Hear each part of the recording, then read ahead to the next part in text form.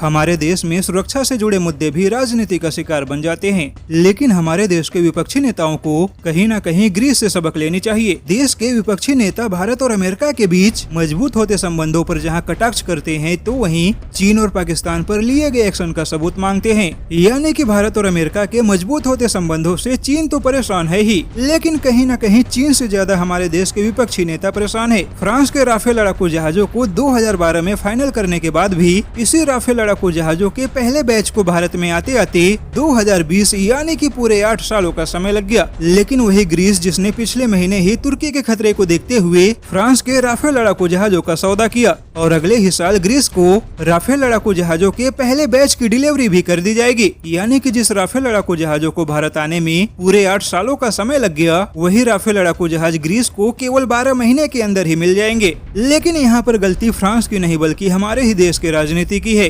वैसे अगर कांग्रेस की चलती तो शायद राफेल लड़ाकू जहाजों का सौदा ही कैंसिल हो जाता। लेकिन अब देश के राष्ट्रपति और प्रधानमंत्री के लिए अमेरिका से मंगाए गए बोइंग 777 जहाजों को लेकर राजनीति शुरू हो गई है और आरोप लगाए जा रहे हैं कि यह बोइंग जहाज पीएम नरेंद्र मोदी ने अपने लिए खरीदा है, जबकि हकीकत तो यह है कि एयरफोर्स 1 जैसा अत्याधुनिक जहाज नरेंद्र मोदी के लिए नहीं बल्कि देश के राष्ट्रपति और प्रधानमंत्री के लिए है। और वह राष्ट्रपति या फिर प्रधानमंत्री किसी भी राजनीतिक पार्टी का हो सकता है। और जहां तक सवाल है कि इसे मोदी सरकार ने खरीदा है, तो यह भी गलत है, क्योंकि बोइंग 777 जहाजों को खरीदने का फैसला तो कांग्रेस की सरकार ने 2009 में ही ले लिया था। लेकिन हमारे देश के विपक्षी नेता देश की सुरक्षा से जुड़े मुद्दों को राजनीति का शिकार बनाने से बाज नहीं आते। और यही वजह है कि जो तरक्की भारत को 1 सालों में करनी चाहिए थी, वही तरक्की भारत ने 10 सालों में हासिल की। यानी कि दोष भारत की क्षमताओं में नहीं बल्कि हमारे देश के राजनेताओं में है।